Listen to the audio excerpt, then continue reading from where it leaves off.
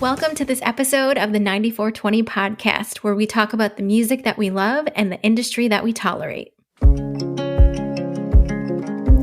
how do I grieve when you're still alive?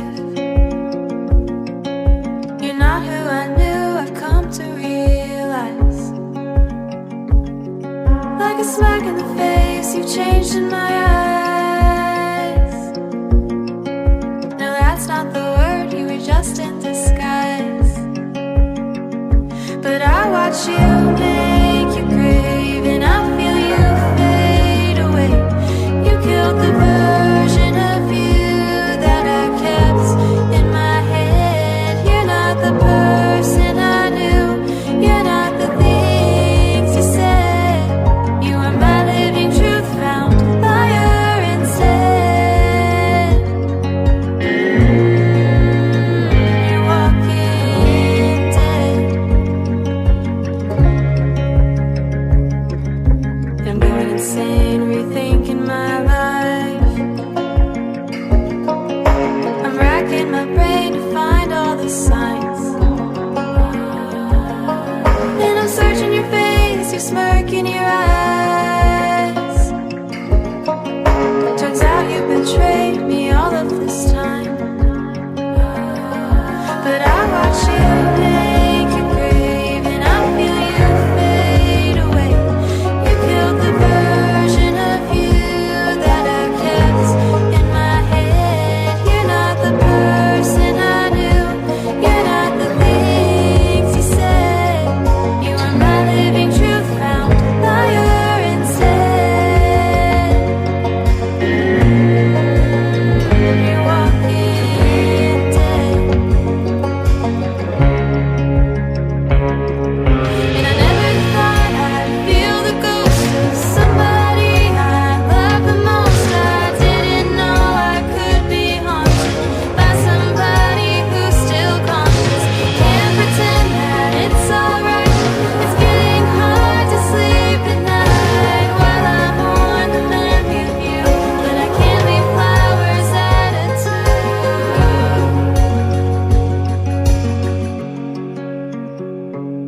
'Cause you made your grave and you went away. I'll forget all the versions of you that I ever kept in my head. You're not the person I knew, you're not the things you said.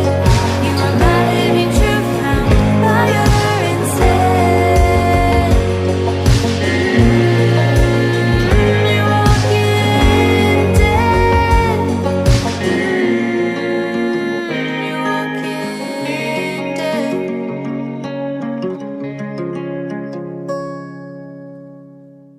Hey everyone, and welcome to this episode of the 94twenty podcast. That was Walking Dead by Brooke Surrett. Hi Carl and Greg, how are you both doing? Hello, Carl and Greg. Hello, Carl and Greg.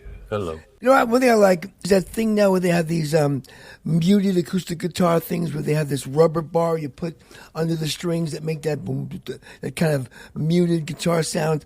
And I bought a little Gretsch guitar to do that. And you got to buy this piece of rubber and you kind of do it yourself. And it's kind of cool. So it's like an Americana thing that's been happening the last few years. So I love that. Nice voice, yeah, and nice vibe to the whole thing.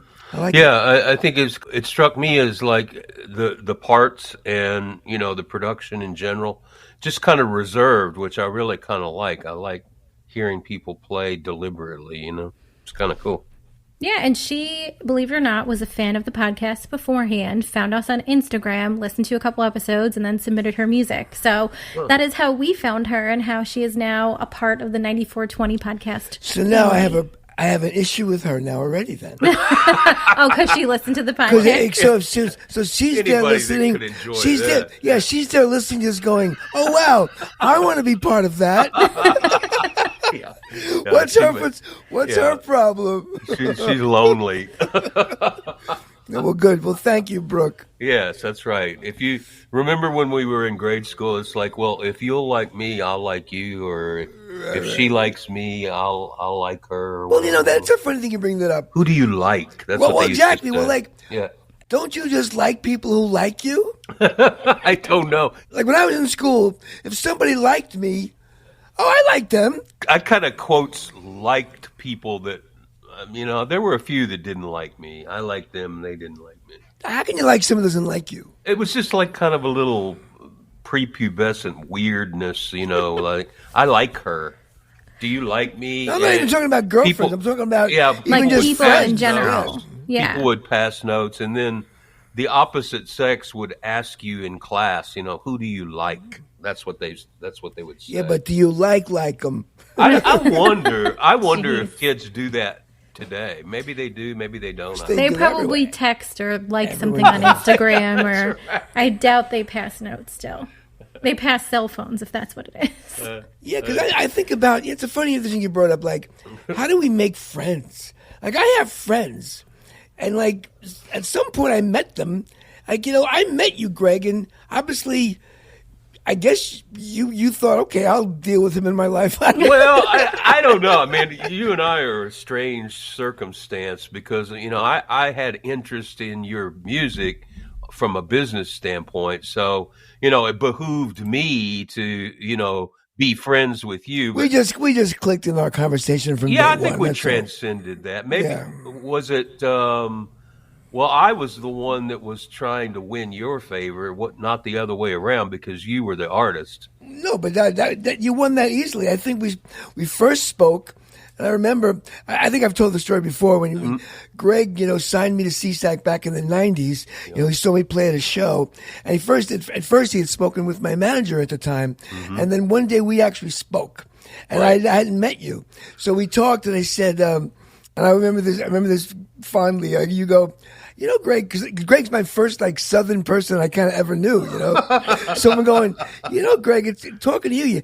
You kind of sound like Elvis, and he goes, well, I kind of sound like Elvis, but I kind of look like Jackie Gleason. Exactly. I remember that. I go, Ralph crammed it, right? Ralph Brandon.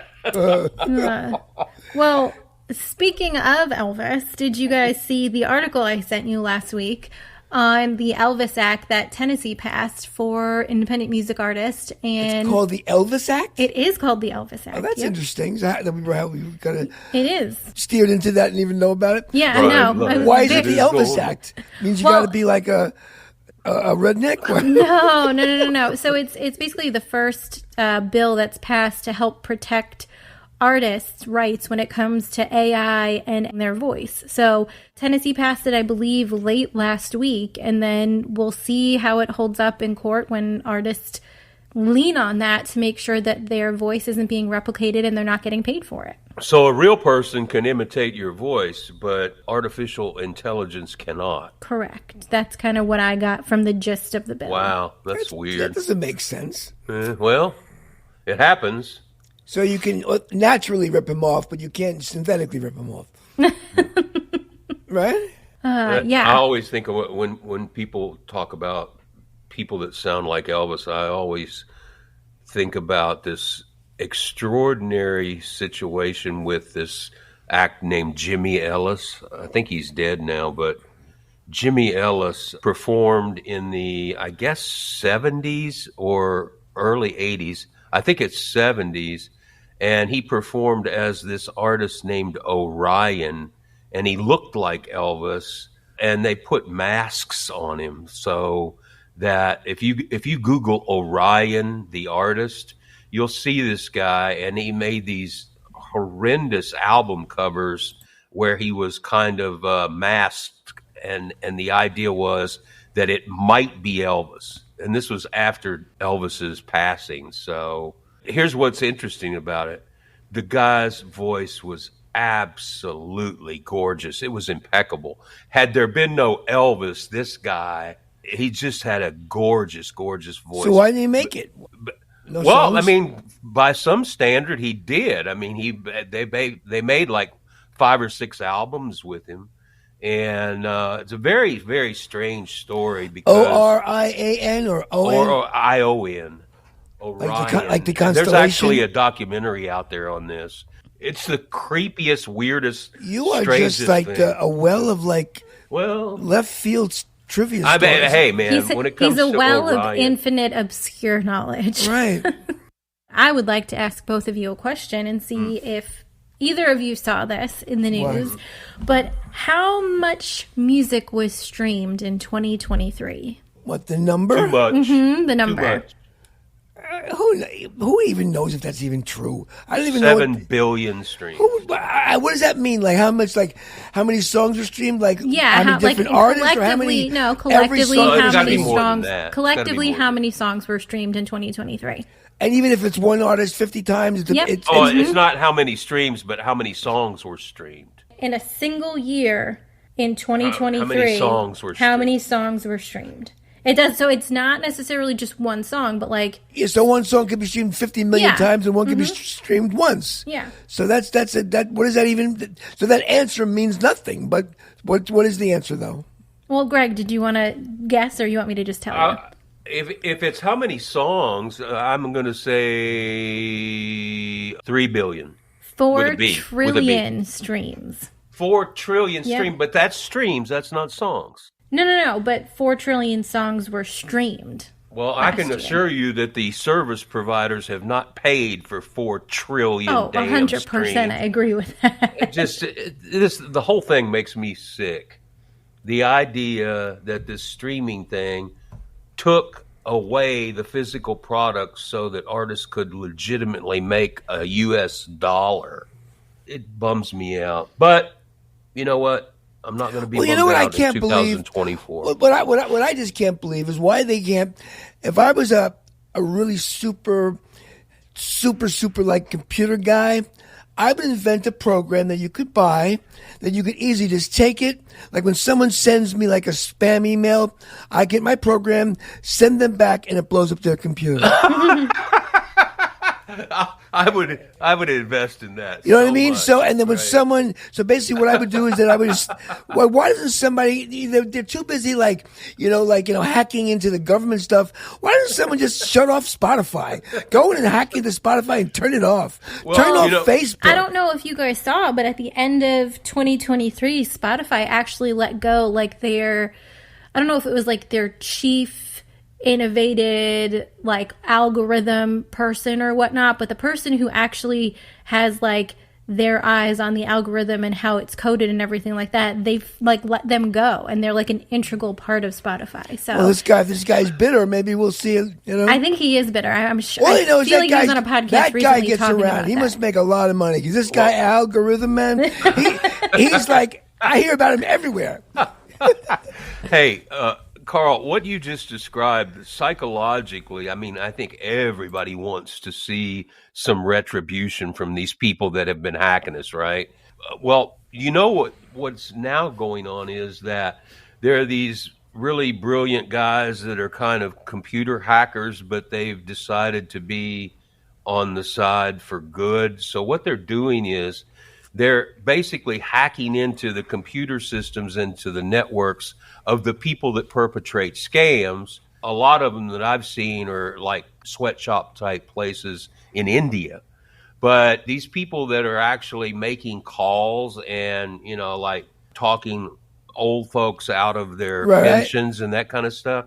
So these hackers are going online, they're hacking into those networks, and then they're doing things like hacking into the security cameras in these sweatshops, and they're actually discovering the physical locations of these places, and then they're making proactive calls back to the network to say, hey, you know what? If you don't think I know what's going on there, Joe Blow has a red sweatshirt on today, right? Well, what I would do, I'd go further. I would just send it to the authorities and just have them go in there and just close them down. They're doing that, but you know what they do before that? They're creating YouTube channels. So you can watch the whole thing as entertainment, and you can get that sense of just retribution. take all their money. They're sending Who them cares glitter about bombs. They're sending them glitter bombs through Just the go mail. into Glitter their bombs are accounts. the worst. What's a glitter bomb? It's literally like it is a package that you Literally. open up and it literally explodes glitter everywhere. And glitter is the absolute worst thing to ever You try can't and get it out of it, Yep. Like I have threatened friends that I will send them glitter bombs if they send stuff to my house for like me or my daughter. So You can send a glitter bomb? yeah, you can physically We buy should one have never and send said it. Yeah. anything. Carl's he has a new addiction. How much do glitter bombs cost? Probably $20, right? Maybe. Are Hold you on, telling me I I'll can Google buy a it. glitter bomb and send it to somebody and then mess with them? Yeah. Oh, wait, I never knew about it. See, I gotta, This is the best episode for Right. Carl. ladies and Yeah, gentlemen, they're like $20. good. Yeah. Prank, worth and you, it, you man. can get them from Pranks Anonymous. So What do they actually do, though? so basically They have a ones that- little blower in them. They Yeah, don't they really have a little- destroy anything. No, but like if you open up the package and you open it up, the blower starts and the spring goes and it just sends glitter Oh, wait a minute. everywhere. It's an actually. Yeah, an it's actual- a physical thing? yeah, mhm. Oh, I thought it's a computer thing. No, no, because that, I mean, you could clean Oh, that up. someone and- opens the box and it blows up in their face? Yeah. Yeah. Oh, that's pretty good, cool, too. And just in YouTube, put in computer hacker glitter I'd send bomb. I'd send that to people I like, even. Never mind enemies. That's my new Christmas gift. Greg, we better not open anything up from I Carl know, anytime yeah. soon. Well, Hey, look, the a new present from Carl. problem is he can send it conspicuously. I so, know. So know. anyway, So we do have another single by Brooke if we would like to listen to that. Yes, let's do that. do we Let's have? get on Is the anyone track. sponsoring our endeavors this month? This Yeah, week? Hell well, no. this one we're sponsoring ourselves, the 94twenty podcast. So we will listen to Brooke's new single, Ghost Town. But before that, hear a little bit about the 94twenty podcast. This episode is sponsored by the 94twenty podcast. That's right, we are sponsoring ourselves this week and encouraging you all to listen to the over 100 episodes we currently have in our rotation. Each episode features a new independent music artist who's looking to make it in this industry. For more information, you can go to our website, which is 94twenty.com. That is, the number is 94 and the letters TWENTY.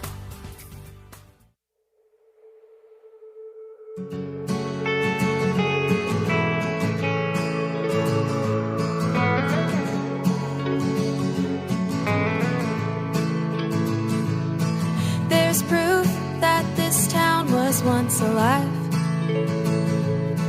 If you squint a little and tilt your head at the faded paint on the building side, you can see what could have been. But I don't wanna live just like I'm dead. 21, painting a white picket fence, built with the first I ever kissed, just like Mama and Daddy did. If I stick around, I might not ever get out. But I don't wanna live and die where I came alive. It sure feels safe, but I don't wanna sigh.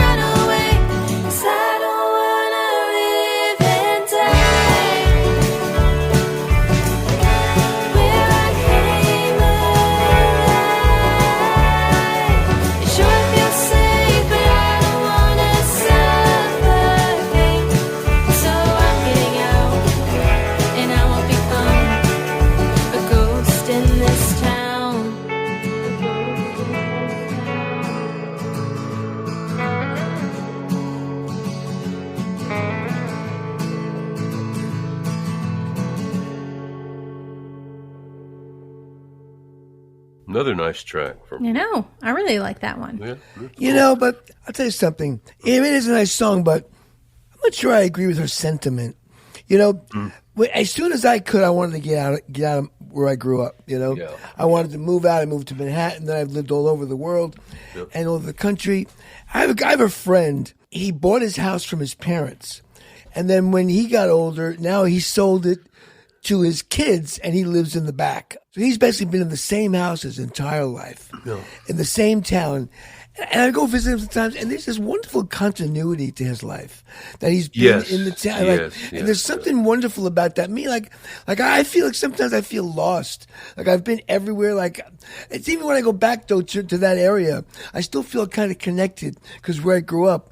And so there's something about, I don't know, why do we think we need to I don't know, move away? No, my two best friends in the world still live in the little small town, hometown that I grew up in, and I go back and visit. And there's something kind of wonderful about that, right? Yeah, I mean, they never left, and it's like, I think it's incredible. And some people frown on that. Oh, what, you never got out of this town. No, man. That could be okay. That's usually self-imposed, I think, because sometimes people will say, you need to get out of here because there's nothing here, and you hear that from an older generation. But for the most part, most people that I know that have stuck around, they have a simpler, more ordered. I'm going to say another Carl thing here. Yeah, I've lived all over the world. Yep. I've lived in major cities. I've lived in Europe. There's nothing anywhere. I'm sorry. There's nothing anywhere. There's nothing anywhere. Because I love that book that's saying, wherever you go, there you are. I remember when I moved to Europe, I go, wow, this is so cool. I'm in Europe now. And I'm like, I get my journals. Every about 20 minutes of different architecture, different stuff. It's like, there's just me in Amsterdam. Me in London. Big deal. I'm like sitting in a room in London or sitting in a room in New York or sitting in a room in Oceanside, Long Island. It's a big difference. Yeah. I mean, I think I've had a similar experience. I mean, but I only moved one place. In 1978, I moved to Nashville from across the river from Louisville, Kentucky. And all these years, from 1978 on, Nashville does not feel like home to me. I mean, home is still where I grew up, as far as I'm concerned. That's my new saying, man. Yeah. Nothing is anywhere. Nothing is anywhere. Was that what I said? Nothing. It's like I lived in Nashville, and the Nashville I lived is different than the one you lived in there. Mm-hmm. It's different than the one people go to now. It's like and it's different from the one people will visit in 10 years. So it's just. Somebody just posted. The only constant is change. How about that? The Nashville now that we live in.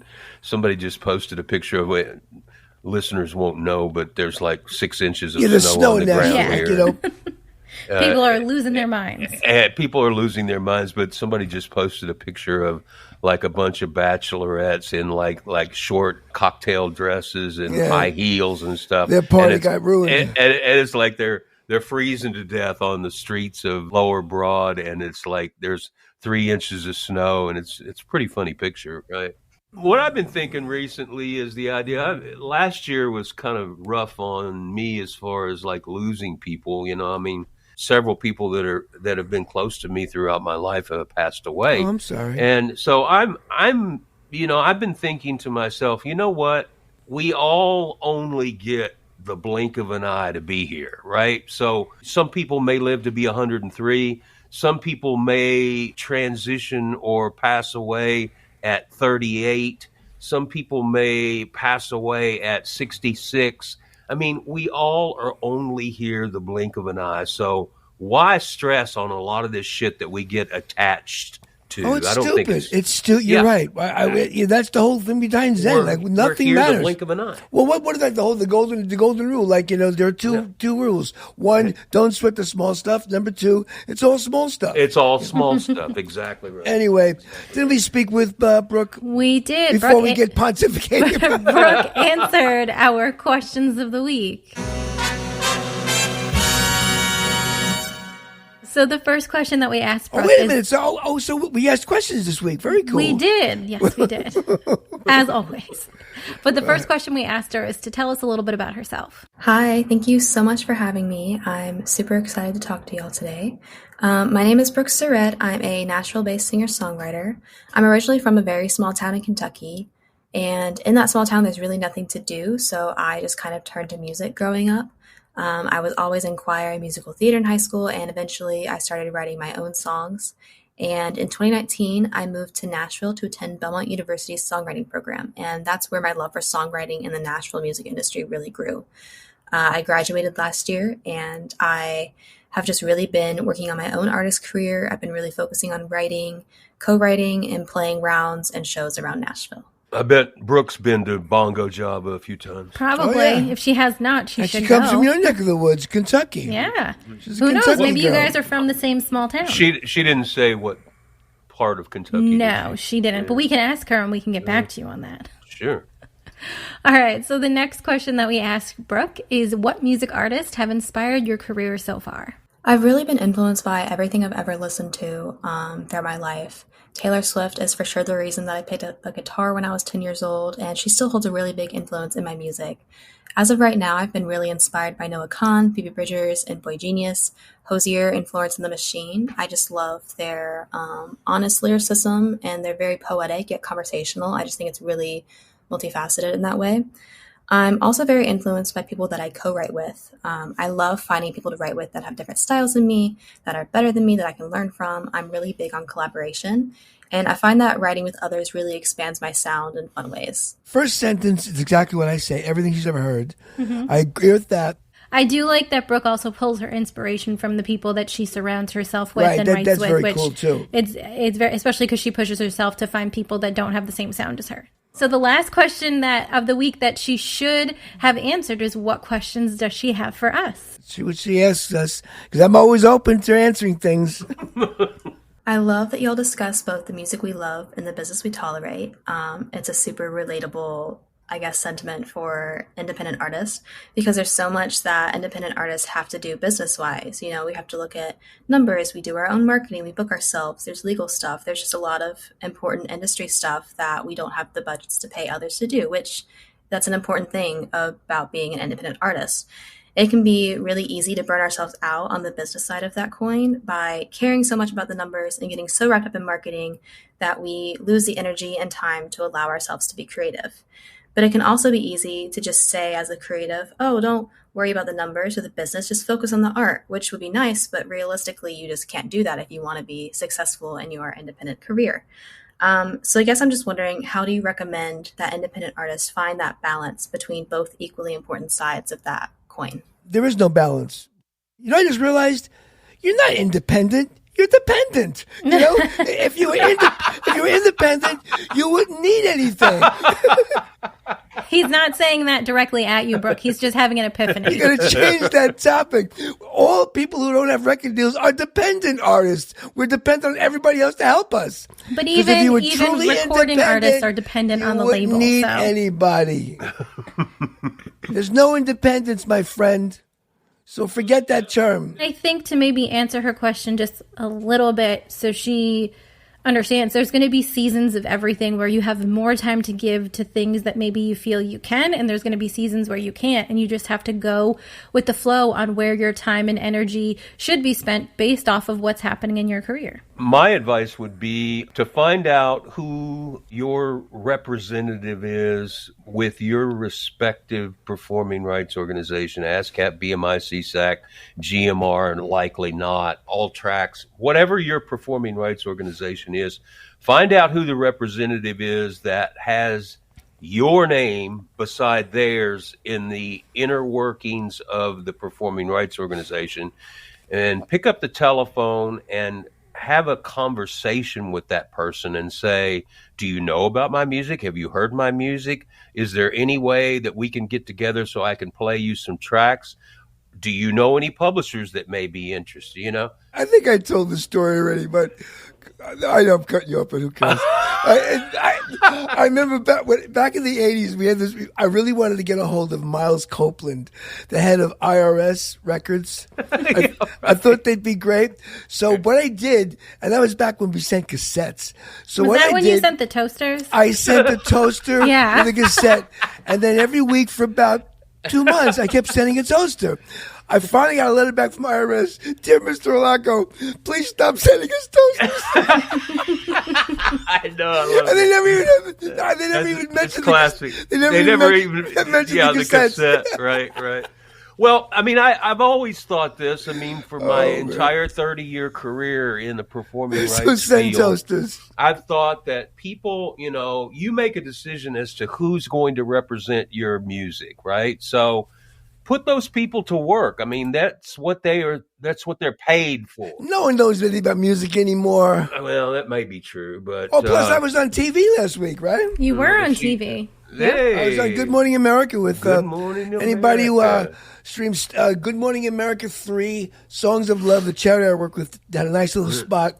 So go check that out and donate. I'll link. So what we learned this week is that there are no such thing as independent artists. You are dependent Right. artists, and that and that's it. That's today's That's lesson. about it. Yeah. And the ELVIS Act came to Tennessee. And the Elvis Act. So Yeah, Orion. and Orion, right? Go Yep. check out Orion.